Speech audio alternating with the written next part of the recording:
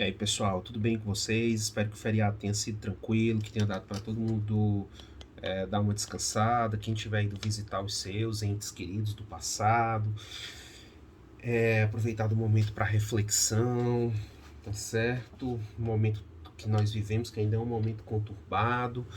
Vocês devem estar estranhando, né? Por que dessa aula antecipada? Por que eu estou fazendo essa aula antes do nosso dia mesmo, que seria a nossa aula dia 5, né?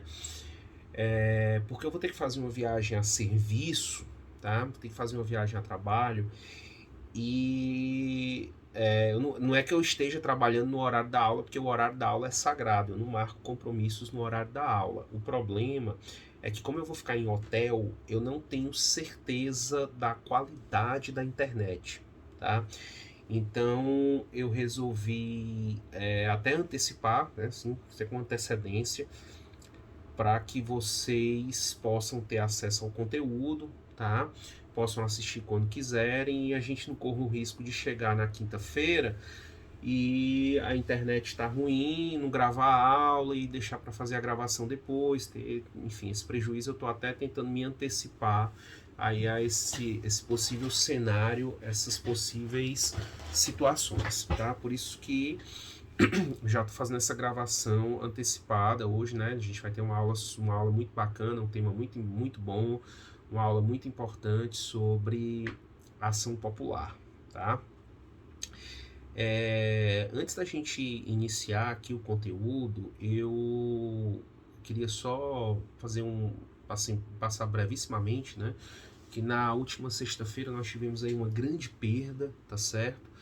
Que foi o falecimento do professor Paulo Bonavides. O professor Paulo Bonavides era assim uma joia, né? Uma joia viva. Eu lembro que uma das primeiras palestras que eu assisti como acadêmico ainda, tá? Foi do próprio professor Paulo Bonavides, ele já assim, já idoso, né, com mais de 70 anos.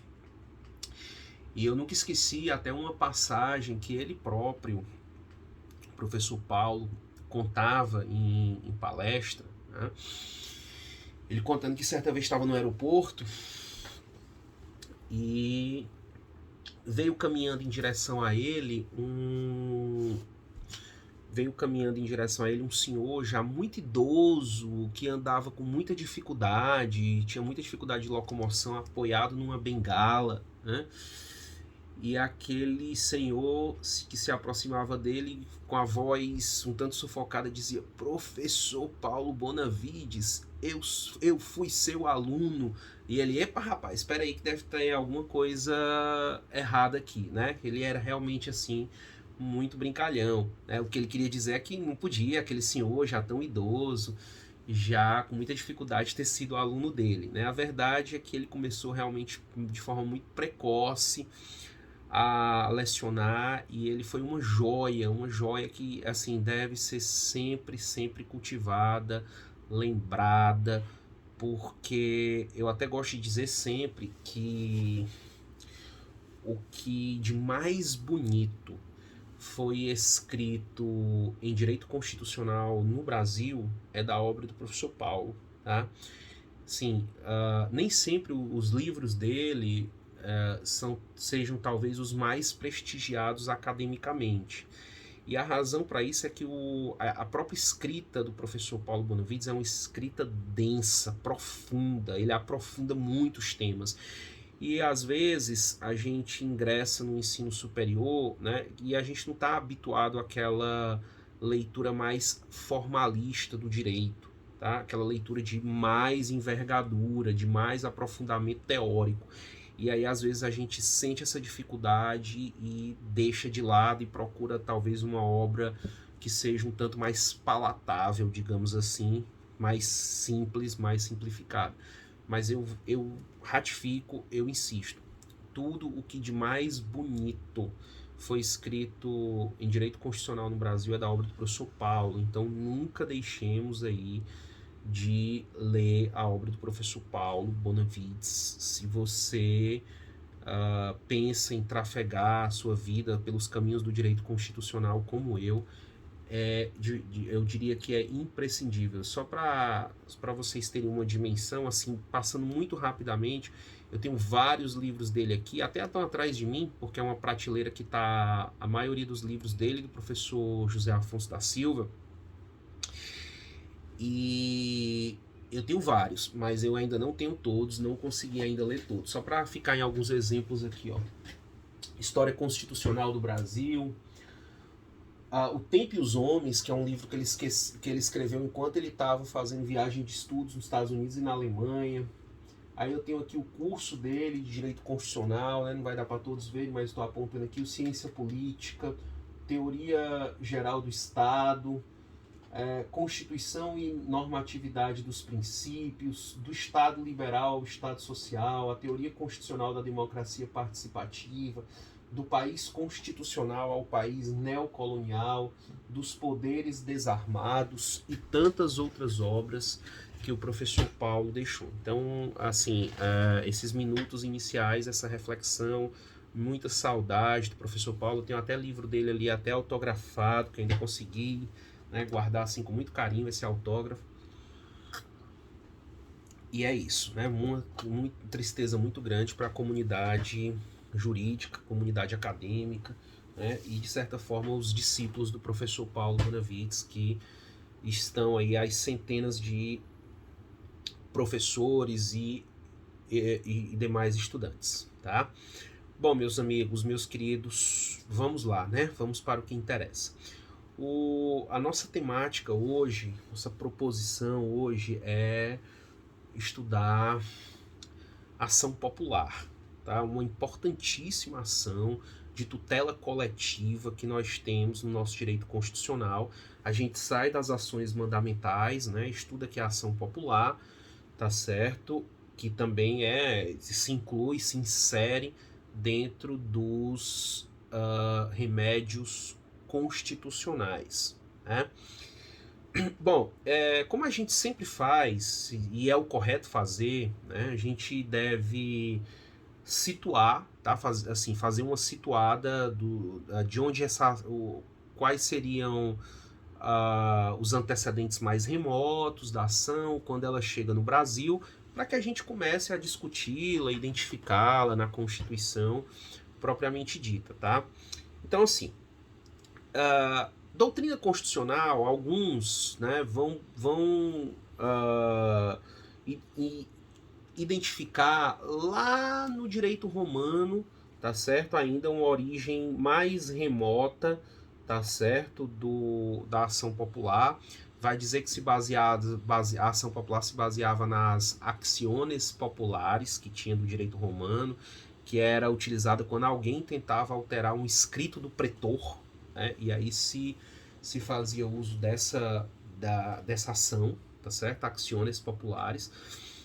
A ação popular, gente, também há quem aponte, assim, mais modernamente no século XIX, uma origem nas leis comunais da Bélgica, da França, ali por meados de 1830, ali ainda na primeira metade do século XIX. Tá? No Brasil, a ação popular não tinha previsão na Constituição do Império, tá? Passando a integrar o ordenamento jurídico brasileiro apenas na Constituição de 1934. Curiosamente, só para relembrar e a gente não esquecer, a Constituição de 34 ela trouxe essa novidade, que foi aquela Constituição, nossa Constituição, a primeira Constituição brasileira a falar de direitos sociais, que é uma Constituição de inspiração weimariana, né? Constituição de 34, aí a Constituição de 37, Constituição de 34 trouxe a ação popular e o mandado de segurança, tá certo? Que é aquela Constituição inspirada naquela famosa Constituição alemã de Weimar de 1919. Aí, com a Constituição de 37, que o Brasil viveu o Estado Novo, aquele período ditatorial, tanto o mandado de segurança quanto a própria ação popular desaparece o instituto, tá certo? E aí a ação popular reaparece na Constituição de 46 e nas subsequentes, 67, 69 e na Constituição atual, 5 de outubro de 1988, a ação popular está ali inserida no artigo 5º, inciso 73, tá? Que a gente vai, inclusive, fazer a leitura, identificar, né? E com a Constituição de 88 houve assim um importante, um interessante alargamento da ação, né? Ou seja, a ação ficou mais abrangente, tá certo? Bom, feito essa digressão histórica, né? Vamos aqui pegar a Constituição e só lembrando que é o seguinte, embora a gente vai identificar aqui na Constituição, no artigo 5º, inciso 73, do mesmo jeito que a gente fez com as outras ações constitucionais outrora estudadas, não tem como fazer esse estudo, gente, dissociado da lei infraconstitucional. É porque a lei infraconstitucional, ela tem essa prerrogativa de regulamentar a norma, tá? Então, a lei infraconstitucional, ela esmiuça aquilo que a Constituição só faz um prelúdio, uma breve introdução. Então, a lei infraconstitucional, ela vai esmiuçar, tá certo? O instituto, né? Alargar certas competências, por isso que deve ser lida, e a gente vai fazer alguma menção aqui a ela, a famosa LAP, né? A gente chama pela sigla LAP, L-A-P, Lei de Ação Popular, certo? Que é a Lei 4717, ainda uma lei até relativamente antiga, porque ela é de 1965, né? A Lei de Ação Popular. Então, o que diz o inciso 73? O que diz o inciso 73? Qualquer cidadão é parte legítima para propor ação popular que vise a anular ato lesivo ao patrimônio público ou de entidade de que o Estado participe, à moralidade administrativa, ao meio ambiente e ao patrimônio histórico e cultural, ficando o autor, salvo comprovada má-fé, isento de custas judiciais e do ônus da sucumbência.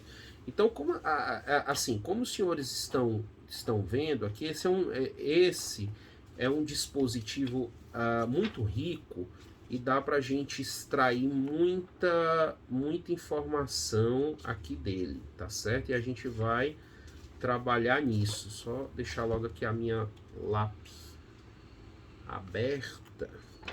Aqui. Meu Deus, cadê minha ação?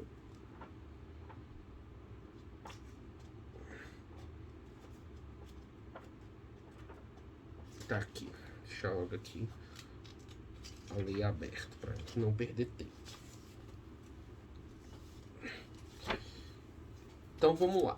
Diante dessas considerações iniciais, a gente vai poder definir a ação popular como uma ação constitucional de natureza civil atribuída a qualquer cidadão que visa a invalidar atos ou contratos administrativos que causem lesão ao patrimônio público ou ainda à moralidade, ao patrimônio histórico e cultural e ao meio ambiente. Pessoal, vamos fazer o seguinte, vamos analisar aqui cada pontinho assim com muita tranquilidade. Ó, se a gente observar, a ação popular ela acaba sendo um importantíssimo instrumento, tá, de democracia direta, tá? Embora, quando você olha os institutos de democracia direta que estão lá no artigo 14 da Constituição, você identifica, né, o plebiscito, o referendo e a iniciativa popular das leis como institutos genuinamente de democracia direta. Mas eu acrescentaria a ação popular, embora topograficamente ela não esteja localizada lá no artigo 14 ao lado desses institutos. E por que eu faria isso? Porque a ação popular, como a gente está vendo, ela é posta à disposição do cidadão como um mecanismo de fiscalização. Tanto que você observa, né, a necessidade para que se maneje a ação popular do binômio, né, uma ilegalidade praticada e seguida de uma lesividade ao patrimônio público. Isso é muito decantado, é muito presente na lei de ação popular, tá certo? Então, ela acaba sendo esse mecanismo posto, né, para que você, à medida que você tenha noção de alguma irregularidade, tá, você possa ajuizar a ação popular de forma a fiscalizar, tá certo, algum ato administrativo ilegal, tá, que repercuta no patrimônio público e que possa ser dotado de lesividade. Então, voltemos aqui ao dispositivo, né? Qualquer cidadão. Essa é uma pergunta inicial importantíssima, tá? Qualquer cidadão. Pessoal, para o direito constitucional, o que é ser cidadão, tá? É importante definir isso, porque às vezes a gente fala nas ruas mesmo, né, com amigos, ei cidadão, vem cá, ei cidadão, cidadão, não sei o que, tal. Mas afinal, quem é para o direito constitucional cidadão? Cidadão, diria José Afonso da Silva, é aquele indivíduo que tem ali o seu status civitatis. Na realidade, cidadão é a pessoa que, sim, de forma bem simples, né? Assim, embora eu esteja usando as expressões que a doutrina usa, mas só para simplificar e facilitar a compreensão. O cidadão, pessoal, é aquele que está no gozo dos seus direitos políticos, tá certo? Gozo dos seus direitos políticos. Esse é o cidadão, tá? Em outras palavras, é aquele que pode exercer, tá? Pode votar, tá? Assim, se quiser simplificar ainda mais, é aquele que exerce ali o poder de escolha de um mandatário, de um representante que detém o poder do voto, tá? E assim, a nossa Constituição, no artigo 15, ela fala a respeito da perda ou suspensão de direitos políticos. Então, a pessoa que se encontrar em algumas daquelas situações descritas no artigo 15 da Constituição Federal é alguém que pode estar aí com os seus direitos políticos suspensos. E se está com os direitos políticos suspensos, não pode votar. E se não pode votar, a ideia é essa: se eu não posso votar, eu não posso fiscalizar, tá certo? Se eu não posso votar, eu não posso fiscalizar. Então, por exemplo, a Constituição coloca lá no artigo 15, né, o cancelamento da naturalização, tá, como causa de suspensão, tá certo, dos direitos políticos. Coloca a incapacidade civil absoluta, tá? Condenação criminal com trânsito em julgado, ok? A recusa de cumprir a obrigação a todos imposta. Lembra que a gente estudou que é aquela escusa de consciência lá do artigo 5º, inciso 8º da Constituição, né? Que é o sujeito, por exemplo, o jovem em idade militar que alega que não vai servir o exército porque não acredita em noções de hierarquia e tal, se declara pacifista, esse tipo de coisa, esse tipo de situação, é dado a ele uma prestação alternativa. Se ele não cumpre essa prestação, tá, ali se supõe que haja essa suspensão temporária dos seus direitos políticos. E se há a suspensão dos direitos políticos, se ele não pode votar, ele também não pode fiscalizar, tá certo? E você também tem os condenados por improbidade administrativa se inserindo neste grupo, tá? Então, primeira coisa, cidadão é aquele que pode votar e você vai fazer a comprovação com o título de eleitor. Então, você já sabe que a tua petição de ação popular, ela tem que constar lá o título de eleitor, que te comprova esse status de cidadão, bem como uma certidão de quitação eleitoral, tá? Então, você pode extrair da internet, né, certidão de nada consta de quitação eleitoral. Então, assim, você vai fazer prova do requisito de cidadania. Usando esse mecanismo, você faz essa prova, tá certo? Bom, uma pergunta que sempre me é feita assim, ao longo dos anos. Professor, eu posso ingressar com a ação popular, tá? Tendo título de eleitor de outra zona, de outro de outro estado, pode. Não tem problema, porque a ideia aí é a ideia da fiscalização, do melhor interesse público, tá certo? Então, é aquela coisa, eu tive ciência de uma ilegalidade, eu tive ciência de uma irregularidade, mas como eu não sou cidadão, como eu não sou eleitor daquela zona eleitoral, então eu não vou poder ingressar com a ação popular. Não, pode sim, tá bom? Não tem esse problema, né? Até porque a ação popular, embora você tenha até duas correntes sobre isso que eu vou falar, eu vou até expor as duas correntes para vocês, mas assim, na ação popular, via de regra, corrente majoritária, você ingressa com a ação popular, tá certo? Para defender direitos difusos, tá? Porque o que é um direito difuso? É um direito que transcende o indivíduo, que vai além da esfera individual. É um direito da coletividade, é só vocês observarem, né? A gente acabou de fazer a leitura do dispositivo constitucional e moralidade administrativa não interessa a uma pessoa ou a um grupo limitado de pessoas. Não. Moralidade, proteção ao meio ambiente, proteção ao patrimônio histórico, artístico, cultural, tá? Interessa a uma pleiade de pessoas, tá certo? Então, assim, é um grupo indeterminado de pessoas, tá? Que interessa essa proteção aí desses direitos ditos difusos, né? Agora, lógico, como é rico, o direito é rico por isso, né? A corrente que vai dizer que quem ingressa a ação popular tá ali ingressando com a ação mesmo para proteger um direito na qual tem condição de fiscalizar, que pode fiscalizar, tá certo?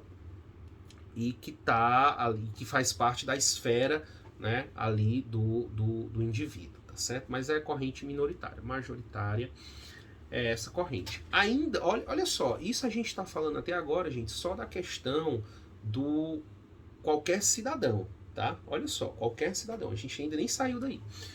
Qualquer cidadão. Há um outro ponto de discussão muito interessante. Desculpem, que é o seguinte. Nós sabemos que no Brasil o voto ele é facultativo para os maiores de 16, menores de 18, né? E também os maiores ali de 70, né? Mas tem um detalhe. E se um jovem de 16 anos quiser ingressar com uma ação popular? A gente estuda lá no direito civil que a pessoa com 16 anos ela é uma pessoa relativamente incapaz. E se ela é relativamente incapaz, ela vai precisar de quê? Ela vai precisar da assistência, né, dos pais para praticar um ato processual, por exemplo. E aí essa questão acaba vindo aqui pro direito constitucional, tá certo? Bom, e nesse caso, o autor popular ele teria que ingressar com uma ação com assistência dos pais, né? E aí, embora em que pese a divergência, tá certo? Vai se entender o seguinte, embora a divergência exista, tá?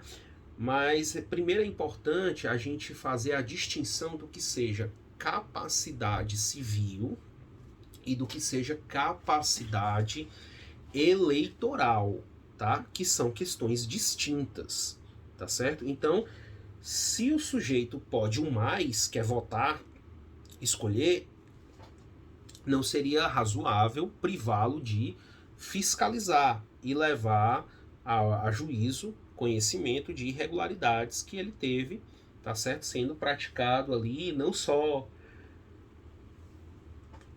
por político, né? A gente não está fazendo só referência a, embora fique na mente da gente político, mas a gente vai ver que a ação popular é até bem mais abrangente do que isso aí, tá certo?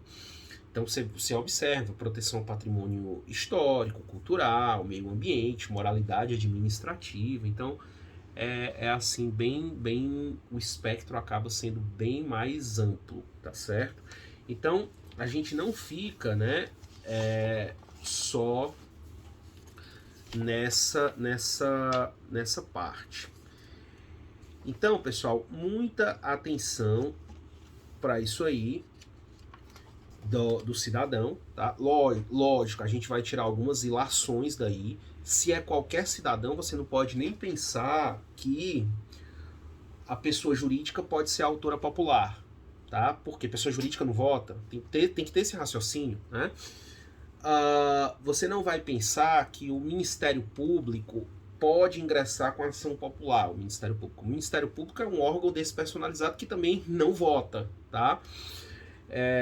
Inclusive, o Ministério Público ele dispõe de uma ferramenta que é a ação civil pública para atacar o mesmo objeto da ação popular. Então, se o Ministério Público fosse atacar algo que está sendo atacado por ação popular, a melhor ação que ele teria para fazer isso seria a própria ação civil pública, tá bom?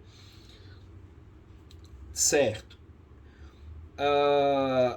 Outro tema também, o Ministério Público ele nunca poderá ser autor popular, mas em caso de desistência, tá? Funciona assim. Vamos imaginar que o colega Robson Bezerra Mota vai ingressar com ação popular. Ele, na condição de cidadão, ingressa com ação popular. Só que o Robson, no curso da ação, alegando motivos particulares, ele pede desistência do processo. Se fosse um processo normal, né, poderia ali a desistência ser homologada e o processo encerrar. Mas como se trata de uma ação constitucional, de um remédio constitucional, não é tão simples.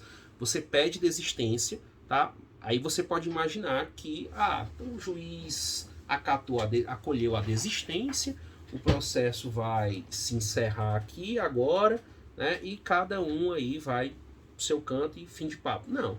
Ora, se você está apontando uma irregularidade, aquela irregularidade ela tem que ser investigada, tá certo? Ela precisa ser investigada.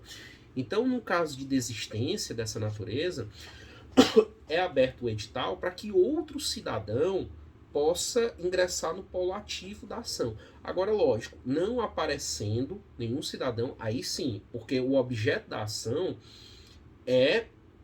são questões sensíveis à comunidade. Então, nesse caso, nenhum autor popular se apresentando, porque você não tem como realmente obrigar a pessoa a ingressar ao polo ativo, aí neste caso,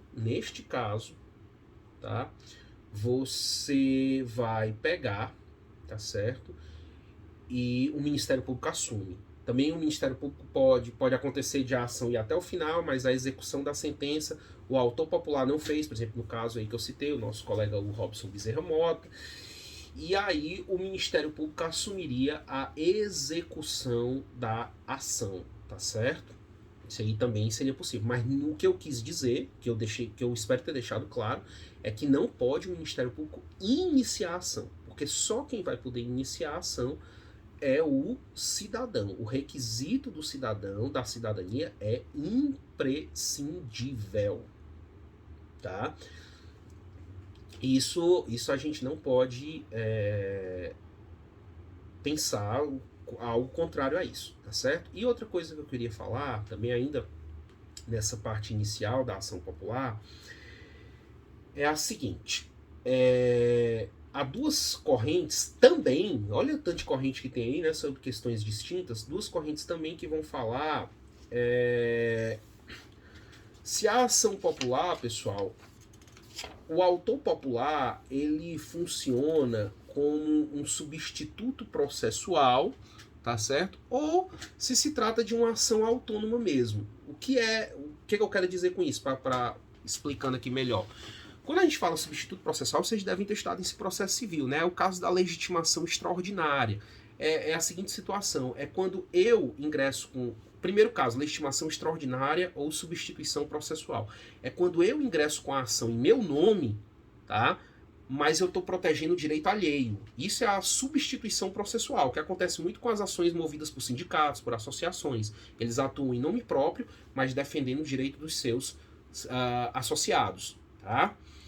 Então, na ação popular tem essa ideia que o autor popular funciona como um substituto processual. Exemplo, o colega Robson vai ingressar com a ação popular, tá, questionando um ato lesivo ao patrimônio público. Então ele não está apenas tão somente defendendo o direito dele, tá, enquanto cidadão, mas ele está defendendo o direito de toda uma coletividade, ok? E aí ele seria um substituto processual, que é a tese prevalecente, tá? A outra seria aquela simples ideia, né? Não, ele ajuiza a ação em nome próprio para defender o direito próprio, que é, no caso, a própria participação dele na vida política do Estado, do ente federativo, tal. Isso também existe, é importante, tá certo? Gente, como eu estou fazendo gravação aqui por celular e eu vou gravar em partes, tá? Eu consegui aprender um jeito de juntar tudo no final, porque da outra vez ficou frustrado. Eu gravei vários vídeos, né? Ficou assim um pouco desorganizado, mas eu aprendi a juntar num só, mas eu tenho que parar os 30 minutos e voltar a gravar de novo para poder depois eu juntar, mandar com um arquivo só. Então eu vou parar aqui agora e iniciar nova gravação, tá certo? E a gente continuar aí a estudar a ação popular, tá bom? Voltamos já.